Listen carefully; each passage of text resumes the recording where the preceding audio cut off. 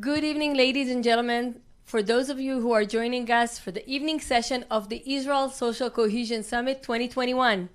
I'm so excited to have all of you from around the world join us in Yerushalayim, in ADL Israel's moving studio located in front of the Knesset. We're live now on the Times of Israel's homepage as well as on ADL Israel's Facebook page. Welcome to ADL Israel Social Cohesion Summit. My name is Carol L'Oreal and I'm the director of ADL in Israel. This is the fourth summit we convene to touch upon some of the most pressing issues within the Israeli society. The summit started this morning and the panels so far were significant and important. Let me recap the panels so far. We hosted top politicians to discuss social cohesion on the day after the pandemic. We touched on Haredi community. Has COVID-19 changed its relations with the state of Israel, with the Israeli society? Did we reach a turning point? Courting Arab votes, is it a true partnership or only cynical politics? And in a year when we were in lockdowns and glued to our screens for information, is the online fake news phenomenon the new truth? And the last panel, are we able to express an opposing opinion in Israel 2021? Does one pay any price? So alongside these significant issues, Diaspora-Israel relations are always on ADL's mind. And this year we wish to put a spotlight on the consultation bill and the broader issues pertaining to Diaspora-Israel relations. We will soon hear from our distinguished panelists and will be joined by Minister of Diaspora Affairs Omer Yankelevich and Chairman of the Jewish Agency, Mr. Isaac Herzog, both very good friends of ADL. But before that, we're joined live through Zoom by ADL CEO and National Director, Mr. Jonathan Greenblatt, who will give some opening remarks. Shalom, Jonathan. Good evening. Please. I want to start by thanking a few key people who made today's amazing conference possible. First, I want to acknowledge the contributions of Dr. Andrea Despot, the CEO of the EVZ Foundation, for their important partnership that made the Social Cohesion Summit possible. Thank you as well to Ynet and the Times of Israel. I also want to extend my appreciation to the entire amazing group of people that are ADL Israel, led by the incomparable Carol Nuriel, whose vision and commitment to the Social Cohesion Summit has made this one of the premier events on the public calendar in Israel year after year. Her energy is inexhaustible and her creativity is the envy of other Jewish organizations. I'm so proud to have her on our team. Thank you, Carol, for all you do. And I also want to thank her amazing crew, Michal Ben Shidrit, Ari Bell, Rachel Kedar, Hila Zilugman, for all the hard work that you did, not just on this event, but the fact that you bring your best to ADL every day of the week. Thank you for all you do for ADL. I believe today's summit really showcased the wonderfully diverse makeup of Israeli society. I mean, we heard from a variety of leading political voices, important journalists, others in the Israeli Arab community, key representatives of the Haredi community, the African community, leaders from Israel's proud LGBTQ plus community. Conferences and panels like the one we heard today truly are the bedrock of an open and democratic society, and Israel is an amazing place, and ADL is so proud to provide the Social Cohesion Summit as an annual platform that celebrates and explores the richness of Israel's diverse society.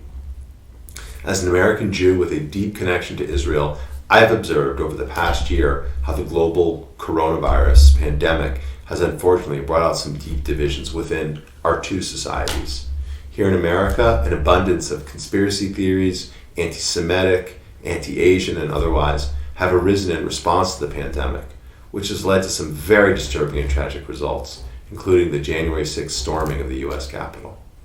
In Israel, we've seen significant tensions between the Haredi community and Israeli more secular society over the rules and regulations governing the COVID-19 response, including some violent and really unfortunate protests.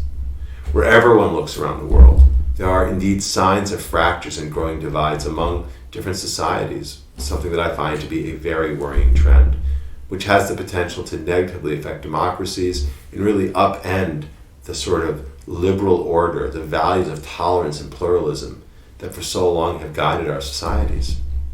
Yet we've also seen some significant bright spots emerge during the past year. And let's talk about that for a moment, because we've seen some really inspiring moments both in Israel and America. For example, Israel has gone from being the startup nation to the vaccination nation. It's shown extraordinary results, vaccinating all segments of its population, and even using creative and innovative grassroots efforts to get people vaccines, such as administering shots at bars or offering free pizza or a bowl of cholent to the people who would get vaccinated, although I don't think at the same time. Even the Prime Minister himself has become a media celebrity. His commercial encouraging people to do vaccinations, literally, I think he might consider a post-political career in Hollywood, if you will.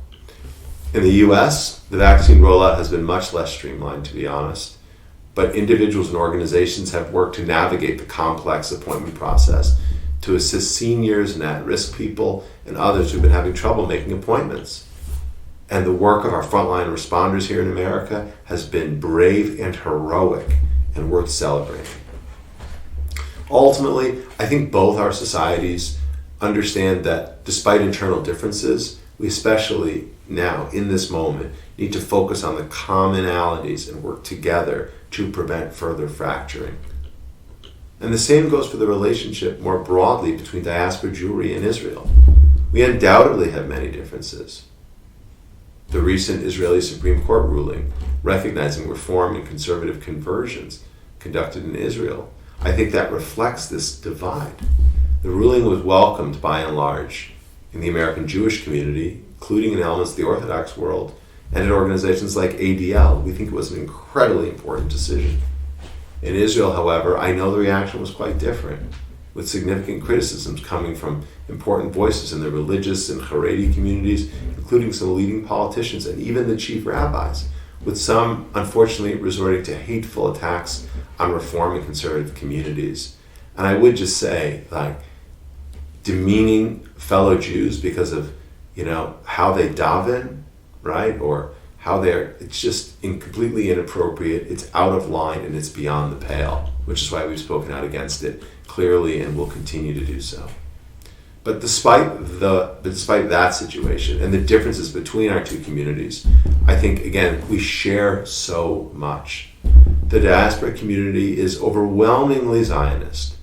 Their connection to Israel is an individual element of their Jewish identity. And we exhibit a concern and love for Israel, even when we criticize it. We both care deeply about the safety and well-being of Jews around the world, whether a Jewish person is attacked in Brooklyn or Bnei Brak, whether it's in Paris or Poway, Tel Aviv or Tehran.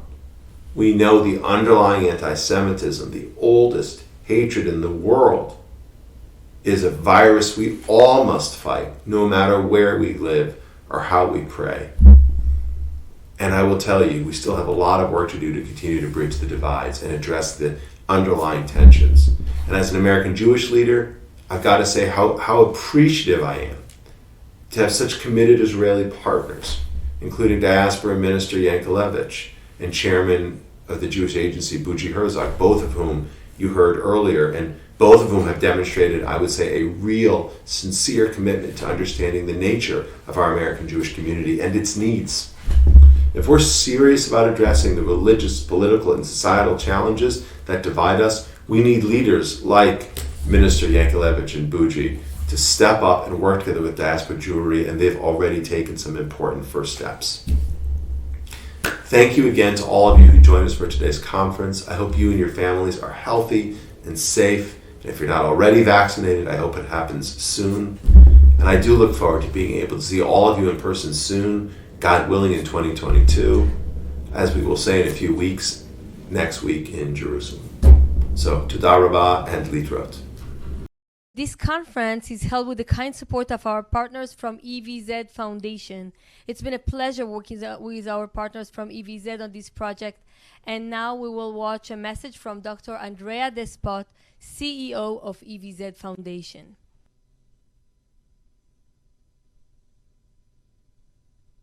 Distinguished panelists, ladies and gentlemen, on behalf of the EVZ Foundation, I would like to welcome you to the Israel Social Cohesion Summit 2021. Unfortunately, due to the global COVID-19 pandemic, I'm not able to be with you in person, but I'm sending you my warmest regards in the form of this digital video statement. The EVZ Foundation is pleased to support the Israel Social Cohesion Summit this year.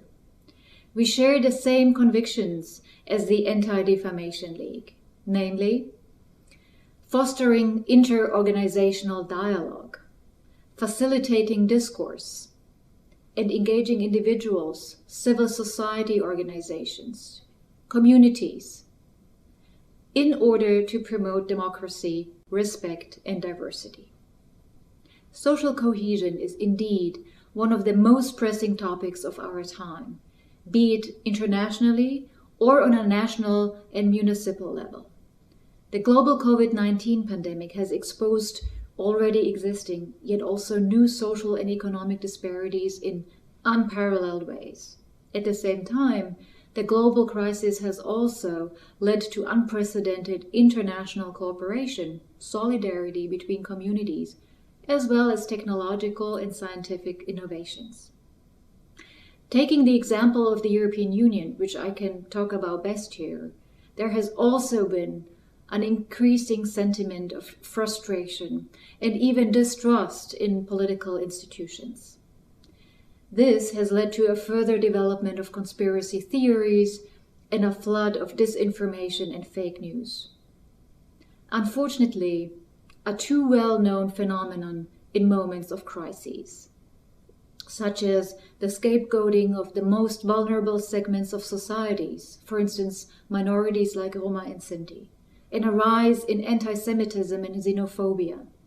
Many pertinent questions need to be addressed. What is the relationship between individuals' rights, like freedom of expression, religion, freedom of movement, and a public health and safety?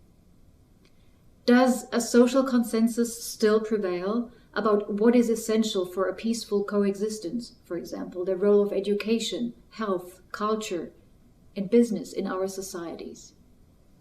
Though the answers to these questions may vary to a great extent from country to country, I think it is important to acknowledge that we are all dealing with similar issues and challenges.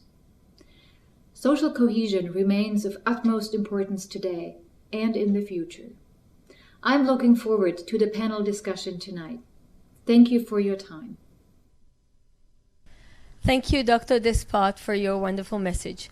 I'd like now to pass on the mic to David Horowitz, founding editor of the Times of Israel, who will interview Minister of Diaspora Affairs, Omer Yankilevich.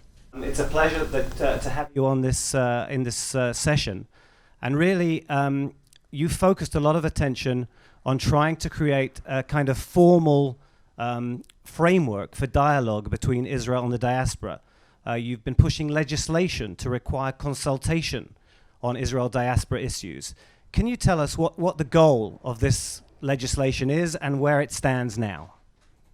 Okay, let's start to speak a little bit about the legislation, a little bit about peoplehood, because I see that we have a little bit problems with the line. So I will tell you that today the Jewish people face both great ongoing challenges and opportunities, but I believe that now during this particularly difficult period, where all of us across the Jewish world are struggling, we have been able to come together and use our energy and imagination to create new opportunities between us. There is a new conversation taking place in the Jewish world around creating a mutual conversation and relationship between Israel and world Jewry. There is a hunger of connection to build a new dialogue on what unites us rather than what divides us. Only from understanding how we are connected as a people can we solve challenges facing the Jewish world, from from Jewish education to combat anti-Semitism. So in response to this feeling, the ministry the Ministry of Diaspora Affairs, my staff, we are focused right now on standardizing a consultation, as you asked me, a consultation process between the State of Israel and World Jewry on matters, I have to be exact, on matters regarding World Jewry. This is one of the most exciting initiatives taking place in our office and represent a real paradigm shift in the relationship between Israel and the World Jewry. And the idea is grounded in an understanding of the importance of a mutual dialogue between Israel and World Jewry, between the government, between the citizen. It represents the state of Israel, of the government of Israel, taking responsibility for its side of the relationship. In the end, it's cooperations, and we have two sides, and this is the responsibility that we have to take, and acknowledging that decisions made within our government directly impact Jewish communities around the world. And of course, we have to have that discussion. As such voices, such as all World Jewry are crucial for us, for the government, for the citizens here in Israel, but for the government before we get into the decision. And we have to listen and appreciate when we make the decision. We have to discuss and to have a common dialogue with you. And I want to share with you that over the last 2 months, we embarked on a consultation process asking Jewish communities around the world how they envision their relationship with the government of Israel, and how they would like to be consulted. This is also a question. We held 14 roundtables with close to 200 individuals asking questions such as who represent World Jewry? It's a good question. And what topics should we consult with World Jewry? And for example, how can we make this productive dialogue? This is good questions, and we had a very, very intensive process. And I will share with you that the roundtables revealed a real desire across the Jewish world to develop a deeper conversation with Israel, and the need for consultation to be an ongoing dialogue modeled and formalized within many areas of the government, from the Ministry of Diaspora to Knesset committees to the Ministers' Cabinet. So our main focus is to now build a infrastructure for a consultation through the passing of government decision, and hosting our first consultation meeting with World Jewry before the end of this government term. Thank you, Minister. What were the issues that, in these early consultations with diaspora Jewish leaders, what were the things that you realized that we're not aware of in Israel that are such major concerns for diaspora Jews?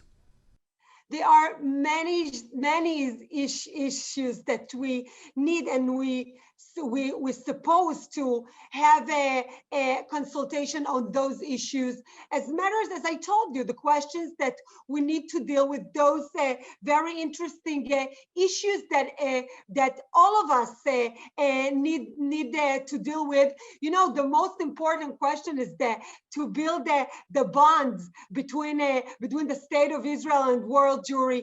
I believe that it's a crucial issue. There are a lot of political issues, but I don't want to get into the political issues. I believe it's important for me to say that as the Minister of Diaspora Affairs, we see the differences between the opinions, but I believe that we have to have a very united, to speak about the things that unite us, and to deal with the most important issues that we need to discuss on there. Last question, Minister, quickly. You're famously the first ultra-Orthodox female minister Is there something in your background that gives you particular sensitivity to this subject, a greater tolerance, understanding of the divisions and so on? I'm coming from a marginalized society, and definitely I believe that the place that I'm coming from, it was very complicated to have the road to build the way, as you see, from all the sides, from the Haredi sides and from the local society. It was complicated. I feel that marginalized society, different societies, it's very hard for them to be part of the process, to be part of the civilization. And I believe that the way that the things that I felt through my way, they were complicated, but in the end, I believe that we need to give tools, we need to give opportunities to everyone. We need to give all the societies the ability to be part of the discussion, to be part of the conversation.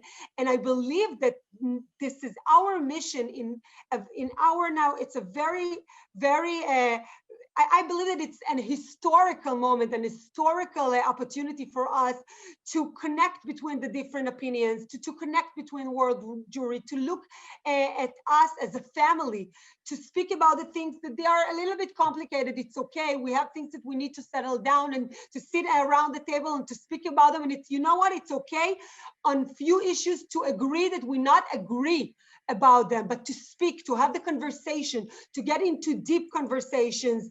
There are combat anti-Semitism. There are a lot of issues around combat anti-Semitism, around the pandemic, the situation of the different communities that deal with the coronavirus, with the pandemic. But in the end, I feel that the communities and world Jewries needs to build the relationship between us and need to build the connection, and the mutual conversation is the most important thing.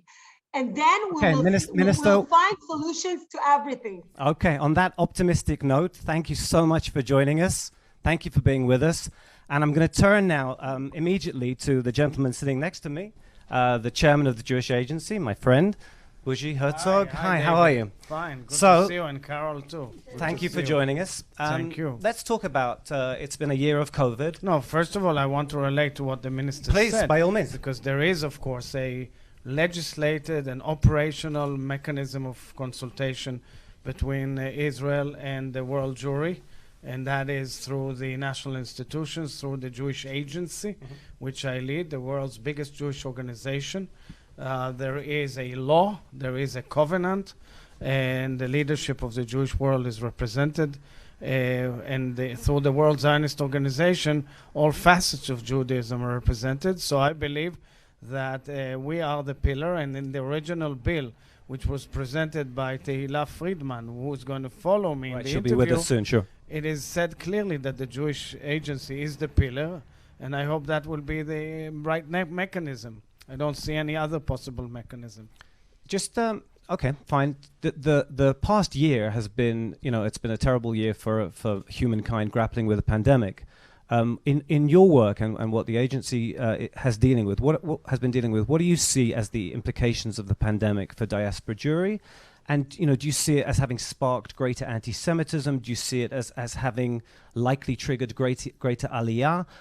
How is the world Jewry grappling with the pandemic in those contexts? Look, we are a nation of 15 million human beings in a sea worldwide, of in a sea of 7.5 billion. We're tiny, and yet we're so impactful and so great as a nation.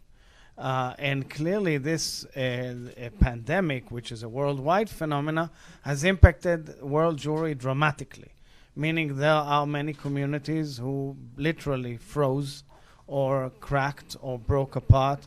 And we, the Jewish Agency, through the mechanism of a special loan fund, where together with partners such as the Jewish Federations of North America and Keren HaYesod, we literally saved communities all over the world, dozens and dozens of them, enabling the economic model to sustain itself, because the problem starts mostly with a private school in a community. If the community is older or smaller, it's very difficult to keep the Jewish school, and that was first and foremost the main objective of many of the institutions, to hold the fort. Very complicated, and something to think about for the future. Secondly, we see a huge interest in Aliyah.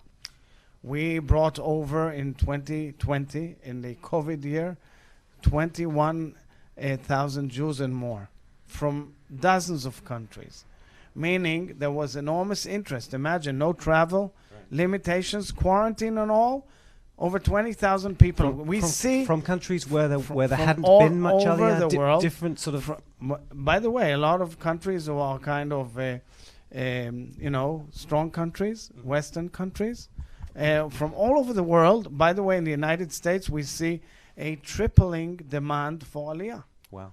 And we see great interest. Because of economics, because of Zionism, because of... Well, it's a fascinating phenomenon. Aliyah has many, many reasons to it. But in this era, in my mind, people sat in lockdown at home with their families, started thinking, where's our future? Where's the future of our children?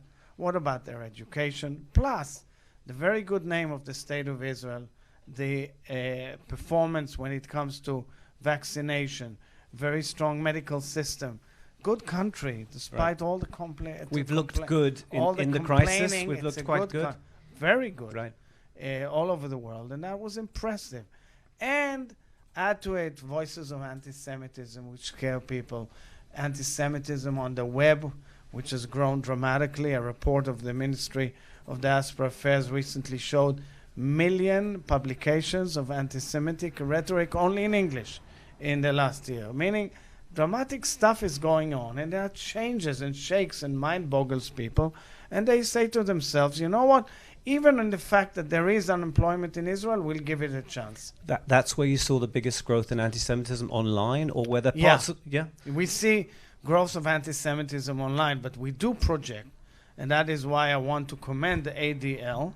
I want to commend its leadership worldwide, Jonathan Greenblatt, my good friend, and of course Carol, who's doing terrific work in Israel, for putting this topic on the agenda, because we foresee, following the exit from COVID, we foresee also, unfortunately, possible physical attacks. Why do you see that as a greater because people threat? now have limitations of movement. So if you've got people we saw it on the web, and the hatred has grown, but they haven't been able to go out and do terrible things. They may translate it. They may transform it. They may do something. And we've seen events. Look, there was a lot of desecration of synagogues all over the world, swastikas and all. And we are unfortunately see rhetoric every day. Let me ask you, we're trying, this is a conference about cohesion between Israel and the diaspora. You're at the heart of that. But there is there's greater intolerance within Israel for Jews, I would say, than in many other places of the world. I would be careful in such a remark. We can be very nasty to each other, and we can be nasty love to about... quarrel. We are a nation that has quarreled always It's more argued. than that. It's more than that. How do we build a warmer and more tolerant relationship amid all the streams of Judaism? And I say that sitting in Jerusalem, question. But that's the point that I'm making. The intolerance for different streams of Judaism, where Israel needs to be part of the solution rather than the problem. So first, let's put things in perspective.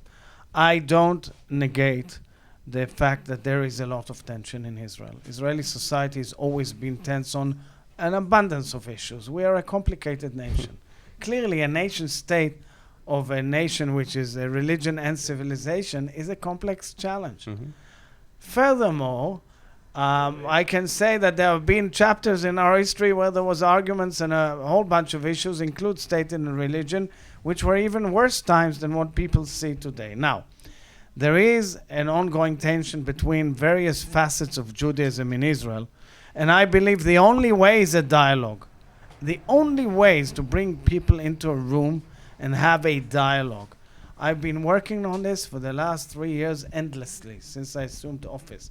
I go to the most polarized rabbis and leaders of the Jewish streams and groups, and I find that in close quarters people are much more open to each other, and they all admit, yes, they are my brothers and sisters, but now I think there's a lot of politics behind it. People in election years, it's very difficult to put hot potatoes on the table because they become politicized.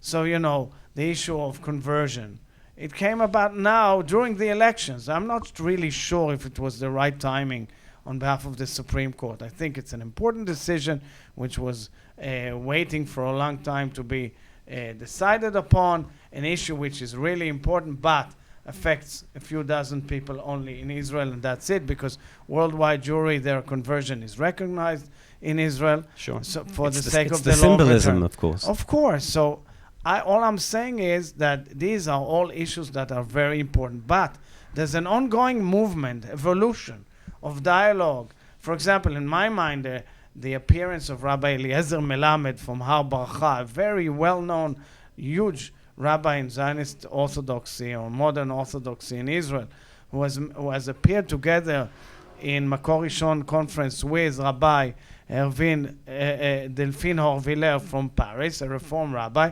was an important step of showing a dialogue, because in the United States everybody is together in conferences and Sure. meetings. In Israel, they don't really move into that process. They will have to relax, understand that we all drink from the same fountain of the origins of our fathers, and we have to think how we move from here. And final question: with Israel at the heart of the global Jewish nation, that's the role we have to play, isn't Absolutely. Israel is the nation state of the Jewish people and has a duty for the entire Jewish world. So let me tell you, first of all, on the Israeli side, most Israelis have no clue. They don't know enough. At times they're ignorant. They don't understand world Jewry and its complexity, its challenges. So we've introduced a program of Jewish peoplehood. We work very closely with the Ministry of Education. We educate Israeli children, and we have all our emissaries who come from serving communities over in 66 countries, who are now ambassadors within the State of Israel. As for world Jewry, they don't either know enough. They don't. They sometimes read the Times of Israel or Ynet or anything else, or all other publications, but they don't really get the evolutionary step where Israel is right now as a nation, as a society. So it's difficult for them to understand Israeli traditionalism, the Israeli, I would say, overlap between secularism and orthodoxy and things like that.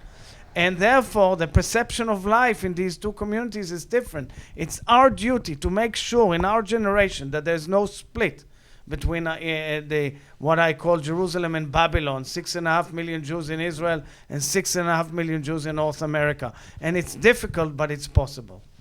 Isaac Buji Herzog, Chairman of the Jewish Agency. Thank you. Thank you. Underlining the imperative for dialogue. Thank you. Absolutely. Thank you. Carol, back to you. Thank you, Minister Yankelevich and Mr. Herzog, for your important messages.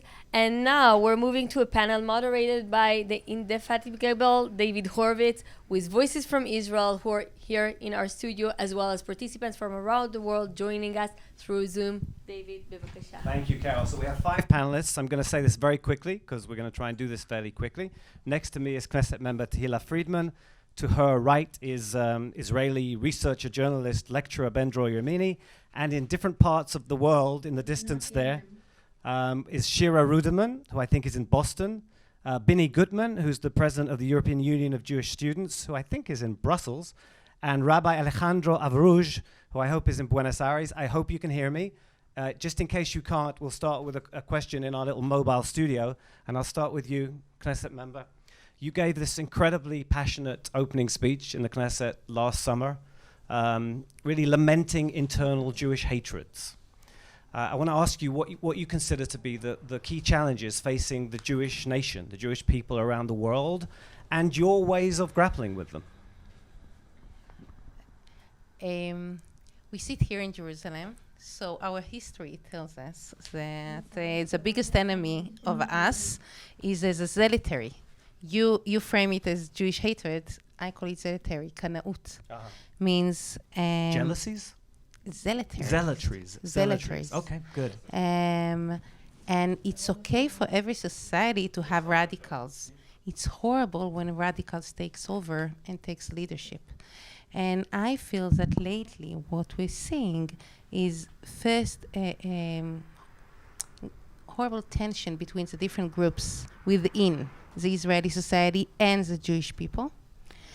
And also feelings that radical voices are taking over, even if the vast majority is much more moderate and doesn't necessarily agree with those messages, the language we hear, the visions we see all the time is, they are the enemy. The people that I don't agree with turn to be the enemy. And we see it all over. Just this week with those campaign, blaming Reform Jews to be, all those nonsense about dogs and bar mitzvah, and makes them traitors, kind of. And of the, it's with ultra-Orthodox, is Russian speakers, is settlers, the leftists, they are to blame. So how do we make it better? It's really a lot about leadership. After my speech, a minister from the Likud came to me and he said, Tila, it was very nice and moving, but this is not agenda. I said, why not? And he said, agenda for government. Agenda is economy. Agenda is security. This is not agenda, social cohesiveness. And I said, if the corona taught us one thing, is that this is agenda, because it doesn't matter what is your agenda if your society can function together and the level of trust between different groups is so low, it doesn't matter what's your agenda, you can't move it forward. So a leadership that will make it agenda. Okay, good. Shira, I hope you can hear me, because I want to come to you, because you're the executive director of the Rudman Family Foundation, and much of what you do is about Israeli diaspora relations and trying to grapple and bring greater cohesion. So what are the challenges that you've embraced where you're trying to build a stronger relationship between Israel and the diaspora? Glad to be here with you and this conversation. I think that one of our main challenges, if I build up on what Buji said and Omer Yankelevich, that we do not necessarily have a joint. We do not know what exactly we're working on together. There are two elements of the relationship here. There is the issues that American Jewry is very consumed by, and for the clear reasons. And there is the Israel, which has two major roles. One of them is to be a state for all of them, and another one is to be a state for the Jewish people, as we heard from Buji. And we said that we do not have a joint mission. So it's not really what are we working. COVID was, brought us an opportunity to understand better the differences between us, but also they unite us together. The second thing that I think is extremely important, platforms, we come together in order to strengthen relationship. And the Jewish community who represent the state of Israel and how it, and I think this challenge has to be solved in the state level. We look at the map of our challenges and the organizations that bring us to understand how, in one hand, empathy, values, vision all come together in actions as people to people, but all admitted Jews under one Jewish state. So I think it's not one action. If I want to just summarize it, there are many to be in place, raising awareness, having content that we share, a goal and a mission is what we're lacking today very clearly. Okay, thank you, Shira, for the time being, but I'll come back to you. So Ben Dror, we've heard really 3-4 people now full of good intention, wanting to build a cohesive Jewish world. And here we are outside the Knesset. I'm a cynical journalist for a living. You're, an equally cynic. Is this possible? And if so, how do we go about doing it? We're in a country, you mentioned it, in the last few days, a court decision that barely affects anybody directly has unleashed this incredible, bitter, intolerant, I'm not sure mutual, but certainly heavily from one side of the argument. Doesn't seem to me to be in the tradition of Orthodox Judaism. I'm with you on that. Derech Eretz Kadam La Torah, I think is the. Can we fix this Israel-diaspora relationship? Can we produce a more tolerant Jewish world? It is very interesting because you are speaking about the Supreme Court decision about the Giyur conversion. Mm-hmm. It is very interesting because if you go to public polls, not among the secular people, but among Orthodox, you find out that most of them, the majority of them, support a real change. They do not want anymore to be forced by the rabbinate and by the ultra-Orthodox, as we call them, Haredim in Israel. I mean, I guess all of us are Zionists, all of us in somehow keep some parts of the mitzvot and so on. But when you go to the media, when you go to the Knesset, you find out that, wow, what a polarization. It's not that bad as it looks like. So the new media and the old media. New media, Facebook, Twitter, and so on. It's not that bad. So even if you go to the Kotel story, that a lot of people in the United States, whenever I gave lectures, they asked me, why did the Israeli government change the pluralistic prayer area? First of all, we should stress, I think people think there isn't one. There is an area where men and women can pray. The point is, again, if you go to the polls, you find out that most religious people in Israel supported the compromise that was handled by people like Natan Sharansky and others. I mean, so in reality, we are in a much better off than what it looks like from outside.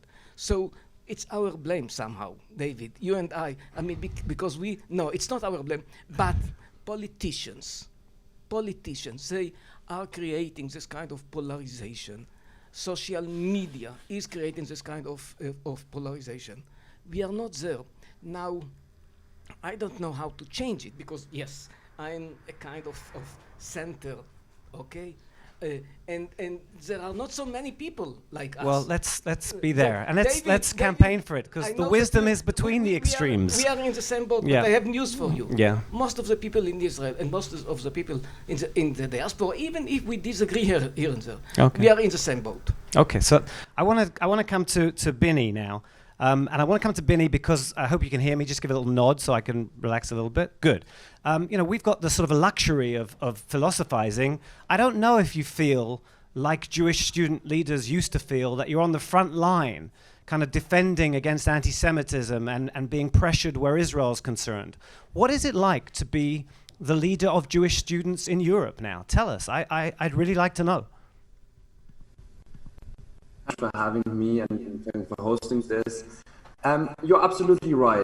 It is young Jews who are, in all senses of the word, on the front lines of the fight against antisemitism. Whether that means physically on the front lines as volunteer security guards in front of many Jewish institutions around Europe and the world, or that means in the political arena, on campus, on the internet, fighting anti-Semitism. Honest, the situation in the last years got worse. In 2018, the European Union of Jewish Students, the organization which I have the pleasure to lead, together with the European, conducted a study on the realities of young Jews when it comes to facing antisemitism. And that survey showed that actually every second young Jew in Europe has personally experienced anti-Semitism in the last year. And since that survey was conducted, the situation only got worse, I would say. Especially with the rise of the corona pandemic, we have also seen a huge rise in anti-Semitism, seen through the rise of conspiracy myths and conspiracy ideologies, people blaming Jews again and also Jews again. And I think one of the biggest issues that we are especially facing when it comes to fighting anti-Semitism is that very often this fight against anti-Semitism is that means that people on the left only see on the right, or people on the right only seeing anti-Semitism in parts of the far left. And I think to say very clearly at this time, when it comes to the fight against anti-Semitism, that we are facing anti-Semitism from the right, and increasingly so. We are facing Islamism. We are facing anti-Semitism from parts of the far left. And we are also, especially with the rise of conspiracy ideologies and myths, facing anti-Semitism from the middle of society. I mean, only those who actually fight all these kinds of anti-Semitism, regardless from where it comes from, especially when it comes from their side, are our allies. At the same time, I've now painted a very bleak picture. Europe is not at all a wasteland of anti-Semitism. The situation Jewish students are facing, that young Jews are facing, is not one where anti-Semitism is controlling every hour of our lives. On the contrary, I would say that both from them, but especially in this last year, it was young Jews who actually rejuvenated our communities, who actually rethought how Jewish communities work, how Jewish communities crisis. More in the long term, what solutions we as Jewish communities can find. Often it actually is Jewish student unions that are this place where people that sometimes connections to their organized communities anymore actually find a place to live in a place where they can find a connection to Israel and find a place where they can be themselves. And I want to mention that yes, the fight against anti-Semitism is a big issue and is a growing issue, especially for us as young people. But no, anti-Semitism is not controlling every aspect. On the contrary, as young Jews are very much working to a more safe space for Jews, but also in transforming Jewish communities. Okay, I think we're back with you now. I hope so. And I hope that Rabbi Avruj, you're hearing me in Buenos Aires? Yes, perfect. Good. Okay. So, we've spoken to everyone on the panel except for you now. Tell us what the situation is like in Argentina. What is it like for the Jewish community as you watch events in Israel as well? How are you feeling about this connection? Are we helping you? Are we hindering you? Well, one of the very, very big problems we had here in Latin America as well, I think, is that we need that Israel. We need a state of Israel to become a really the symbol of a democratic and modern state it is. Why? Because we have no doubt that Israel is the most democratic state in the Middle East and the most modern and technological and high-tech state maybe in the world. But in the religious arena, about the modern way of life, it's only Israel only has the Orthodox and the radical way of view our religion and our tradition, and in the democratic way of view, Israel is democratic with their Arab citizens, with their Christians believers, with its Muslim believers, but not with all the Jewish religion strengths, because the liberal and the conservative or the reform families, Jewish families, can't live their Jewish life safety or in freedom. And these kind of things impact very strong in our countries here, because when Israel says that only the Orthodox way of life is the kosher way of life, so it has a very, very negative impact in our countries, where, of course, the 80 or 90% of our Jewish population is non-Orthodox. And anyway, it's very hard for the families that really, for the hundreds and thousands of families that want to live their Jewishness in a liberal way. I think that Israel has a very important opportunity to make us feel that we are one people with one heart, as we were always with one book. As an example, one thing I want to say, I heard Mr. Herzog said that maybe this time for the Bagats to talk about the Giurim is not a good moment because of the election time, but sometimes we can feel that Israel lives in an eternal election time. So when it will be the moment? And at the same time, I want to say that in the past, when we were 12 tribes, we were the people of the one book. The 12 tribes were in the Torah. When we were the kingdom of the north and the kingdom of the south, Israel and Judah, we were one book, the Tanakh. When we were Abaye and Shammai, Hillel and Shammai, Rabba and Abaye, Babel and Jerusalem, we were one book, the Talmud. When we were Ashkenazim and Sephardim, Moshe Isserles and Yosef Karo, we were one book of Halacha, the Shulchan Aruch. Now we have a very important opportunity. Israel have to become us one book again. The state of Israel is this book. Okay, I want to ask you very quickly. You made some really lovely points there, and we're quite short of time. What mechanism, you may have sensed a difference of opinion between the minister and Mr. Herzog about what kind of framework we need. What kind of framework would you want for dialogue of this one people between Israel and the diaspora? Very briefly. As an example, I think that elections is the moment, because I know that most of the people in Israel, inside Israel and the Jewish world, want a democratic and modern state, even in religious affairs.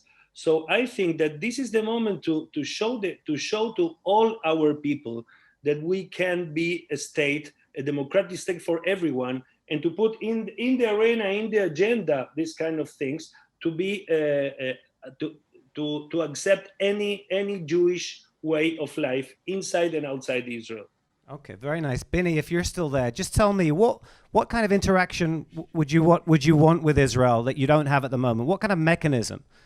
Can you hear me there, Binny? Yes, I can hear you. Yeah, what do you lack, very briefly? So I think, first of all, before we start about specifics, I have the feeling that very often Europe and Europe's Jewish communities are left out of the debate. We have these two very big Jewish centers in Israel and in the US that are shaping Jewish life immensely. And of course, the size of Jewish communities in Europe and around the world, I guess the same might also be true for Argentina and other places around the world, are nowhere near the size of the Jewish community in the US. But I do think, obviously, that as a European, that the Jewish life in Europe very often matters. So when I look both at the consultations for the new consultation mechanism, which I think would be a great step of actually hearing the diaspora and hearing what we have to say, and also giving us the chance to shape that debate. But also when it comes to other institutions of the State of Israel, very often in this debate, Europe is overlooked. Okay. So I think the first step would be to actually be inclusive to Jewish communities that are beyond these two big centers. Well, as an ex-Brit, it was a long time ago, but I have a great empathy with that concern. Yes, very good. Shira, I want to come to you very briefly. You're trying to do stuff. What obstacles would you like to be moved out of your way that would enable you to do so much more in the work that you're trying to do? Where do you need some assistance, clearing up some obstacles, better dialogue? I think that the infrastructure that we are using today are not up to date to the challenges, to the changes in the Jewish community. As we heard, one from Germany, one from Argentina, the Jewish community is not one issue, it's not one voice. So even the consultation, which is a very refreshing idea, has a lot of challenges. How are you going to do it? Who are you going to invite? On what issues we're going to consult with the world jury, with American jury? So before we jump into solutions or platforms, we have to go back to the principle to say, what is it that we are talking about together? What is that we share together? What is it for? I mean, Bougie said we are people of 15 million Jews around the world. It is not just the state of Israel in terms of its citizens. So I think we cannot run away from going back to definitions of what is it that we need to work on together, because to remove a barrier, an obstacle, you have to ask yourself, what am I doing it for? And second is, we have to understand that the American Jewish community and the world organizations that represent world Jewry also have to be up to date, meaning they have to make sure that they're diverse and they are inclusive. They have to make sure that they are transparent and democratic, because they are not.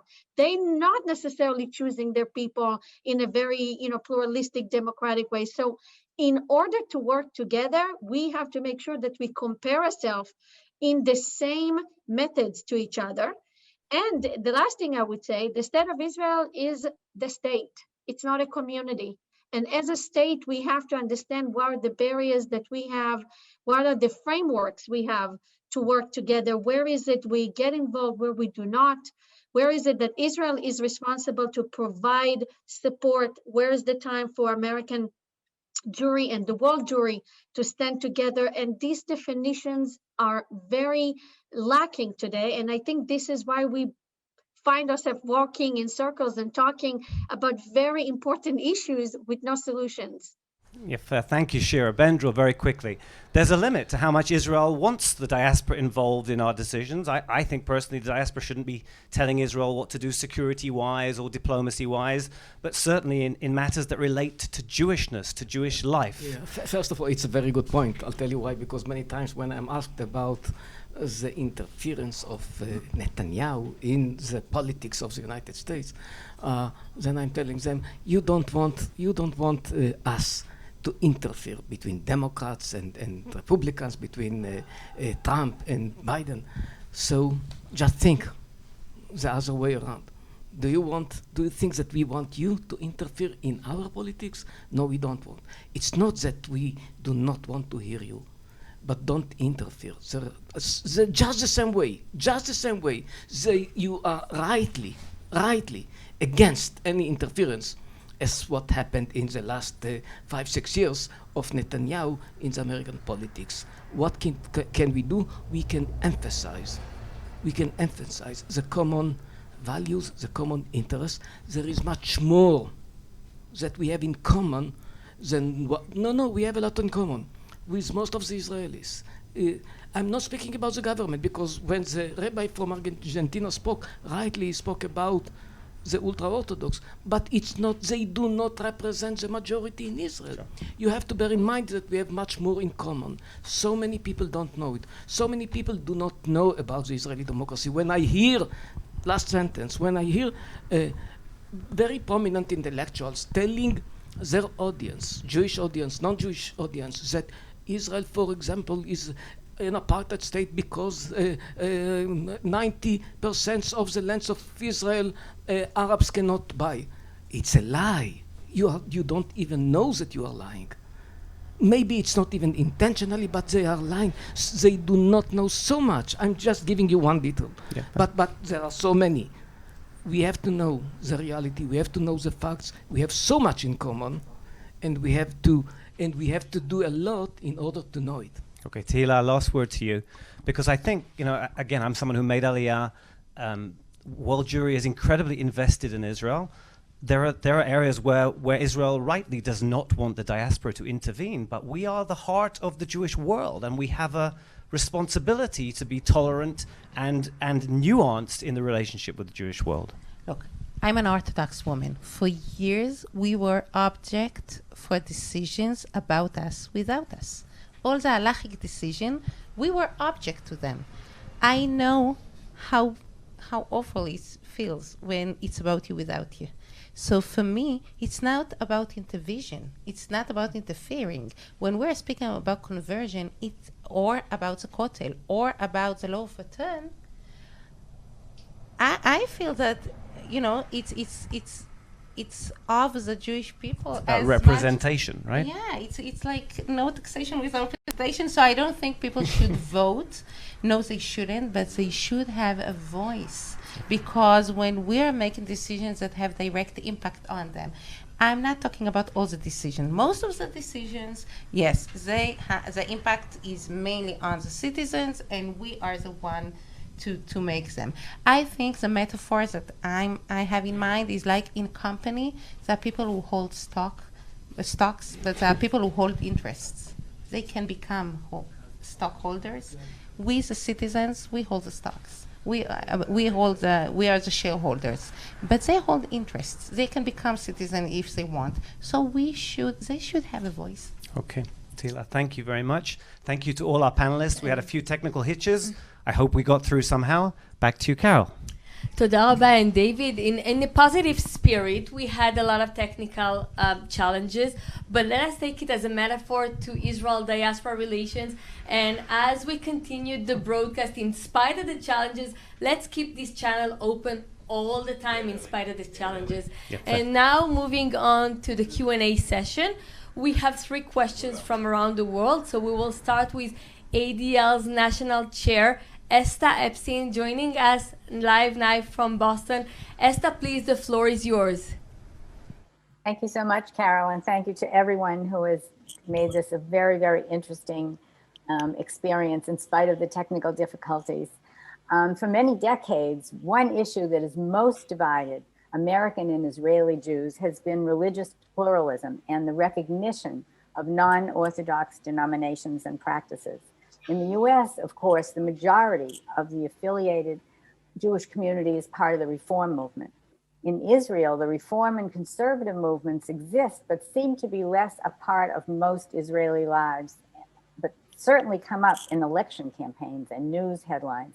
So my question is, do you see anything changing in Israeli society? Is there more of an acceptance of non-Orthodox denominations and more of an understanding of the American Jewish identity?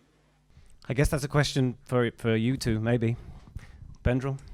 Is something going to change? I must admit that I'm going to Orthodox synagogue, I'm going to Reformist synagogue, and I'm going to the conservative synagogue, which is controlled by a rabbi from Argentina, by the way.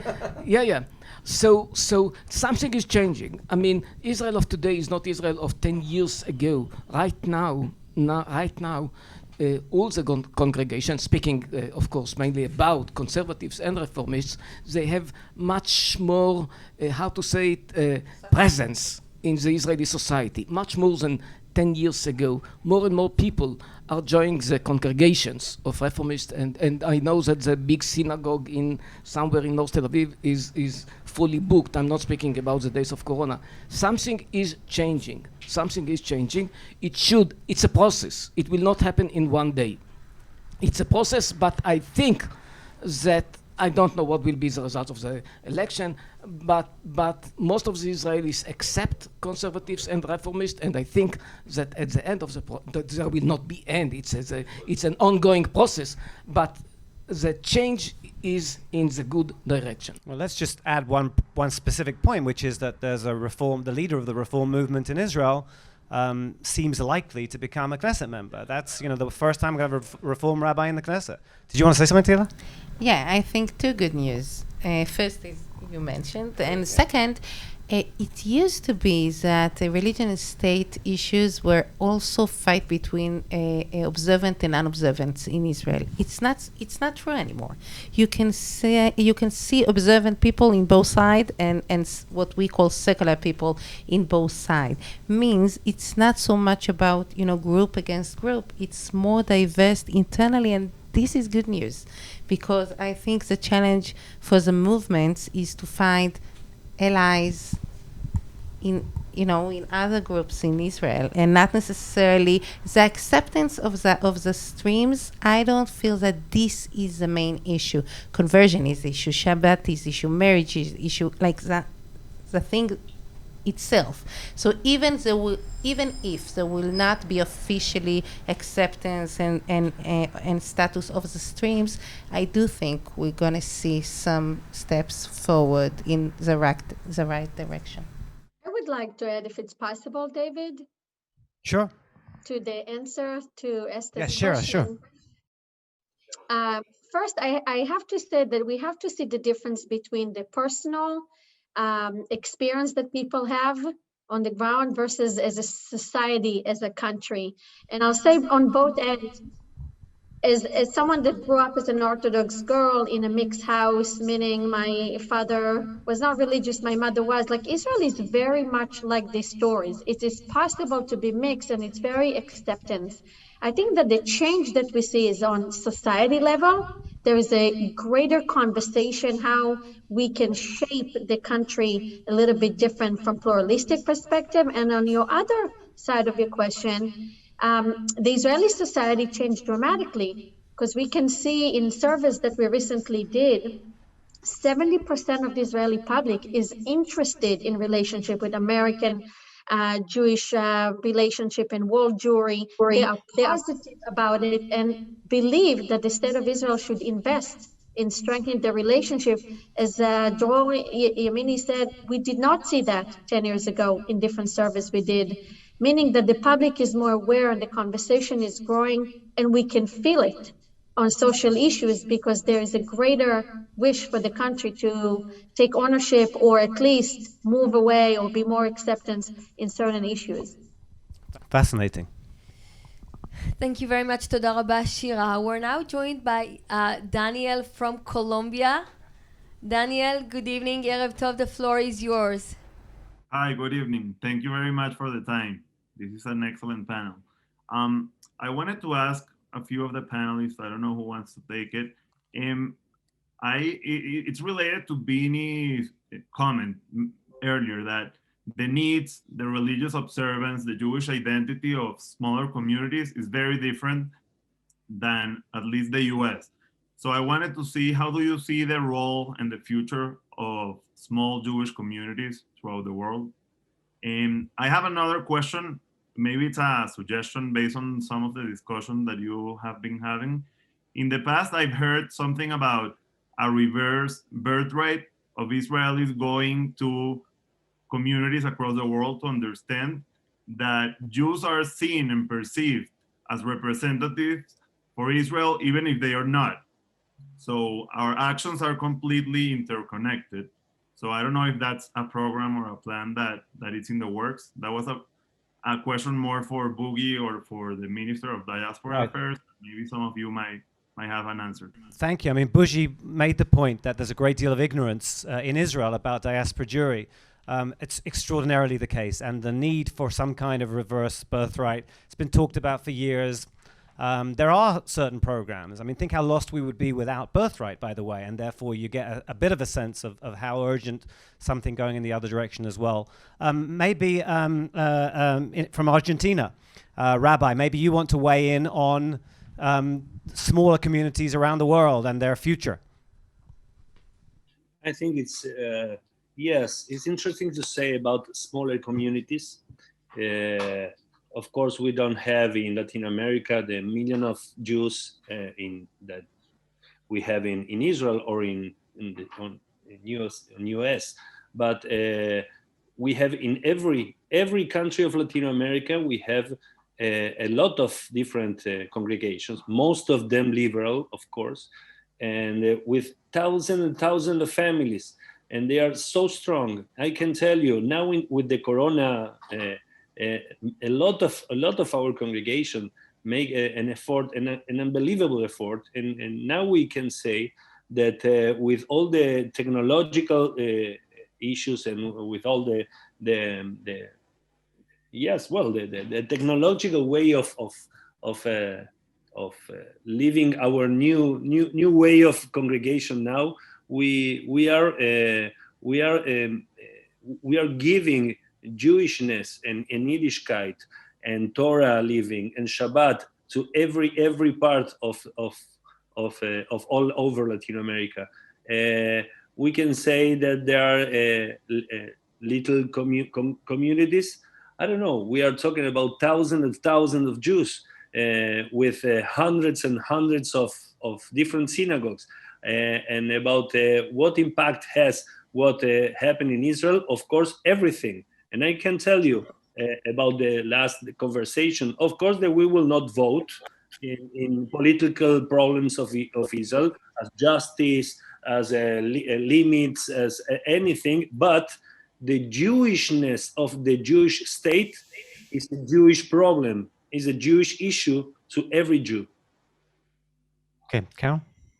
Thank you very much, Rabbi Avruj. And now we're moving to a question from Europe. Elisheva is joining us from Germany. Elisheva, please. Hello, I'm Elisheva from Germany. Today, I have the honor to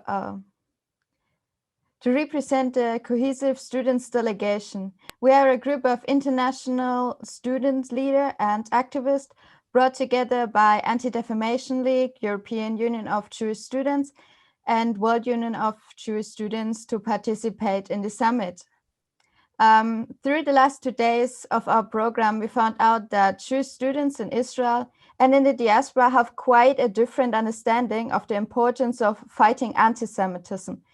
So I would like to ask you how we, but especially you, could strengthen the understanding of such topics between the Jewish communities in the diaspora and in Israel. Okay, that's a great big difficult question that you're asking, but Ben Dror seems to be volunteering to answer it, so all yours. No, yes, I'm volunteering to answer because I'm dealing with a question, because I have to admit. Did you just write a book? Yeah, I wrote a book about what I call, it's a research industry of lies. Anti-Semitism that you are facing, it's partly because people don't know about Israel, don't know about the realities. What they know is taken from the newspaper and sometimes from academics. And unfortunately, I must admit that I checked it in the deepest way that is possible. And what people know about Israel is not what Israel is.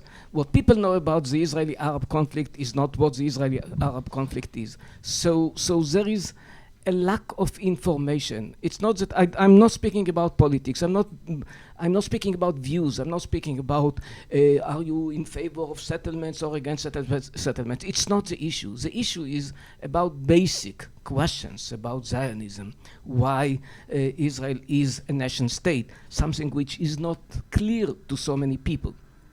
And when people are ignorant, when they don't know, sometimes they develop this kind of views about Israel that in some parts of the society it's becoming against Jews. We know the propaganda and the campaigns against Jews in the past. We know that right now we have campaigns against the state of the Jews.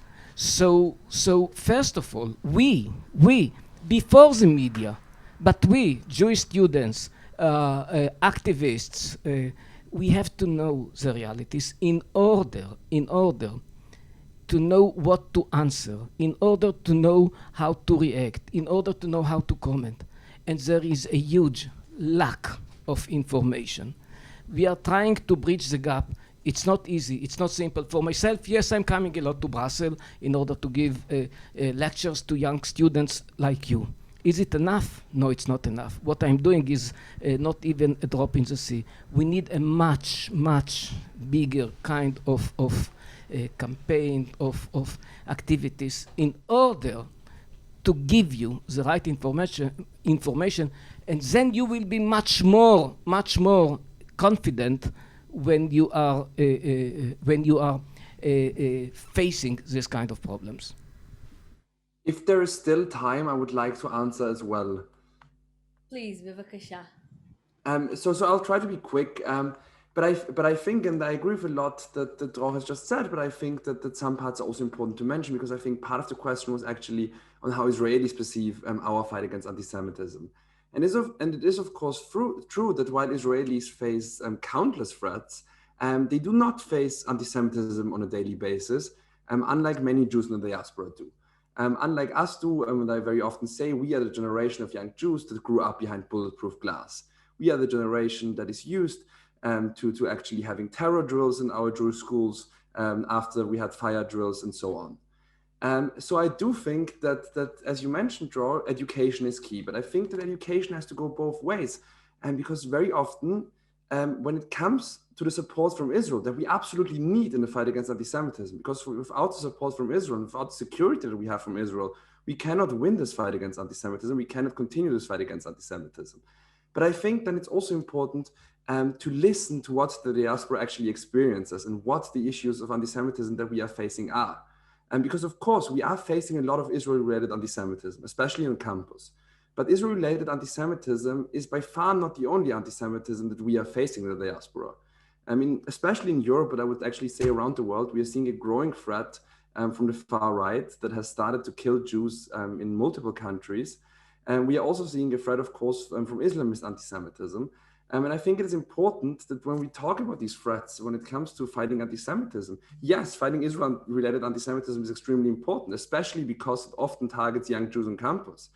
But actually fighting against the far right, and that also means on a political level, when it comes to which governments, with which political leaders we engage, with which political leaders Israel engages, is absolutely crucial, because this is a kind of anti-Semitism that is also directly threatening our lives. So I think it is important that actually the diaspora has a voice, because we in the diaspora are unfortunately the experts when it comes to which kinds of anti-Semitisms we are facing. So I think that's also an important part of the answer. Thank you very much, Bini. And I'd like to thank all of our panelists. So Bendel, Member of Knesset Tehila Friedman, Bini Gutman, Rabbi Avruj, and Shira Ruderman. Thank you so much. We've heard this evening a wide array of perspectives about Israel-diaspora relations, and I think that we didn't agree all the time, but what's important is that each and every one of you, and including Minister Yankelevich and Chairman of the Sochnut, Bougie Herzog, and you, David, you're all important assets in building this bridge between diaspora and Israel because you care. And you're also an important asset in strengthening the sense of peoplehood here in Israel and in the diaspora. So thank you all very much. Thank you all who joined us from around the world to listen to this important panel. And I hope to see you in person, Be'ezrat Hashem, in the next Israel Social Cohesion Summit. Good night from Yerushalayim. Thank you very much. Thank you so much. Thank you, everybody.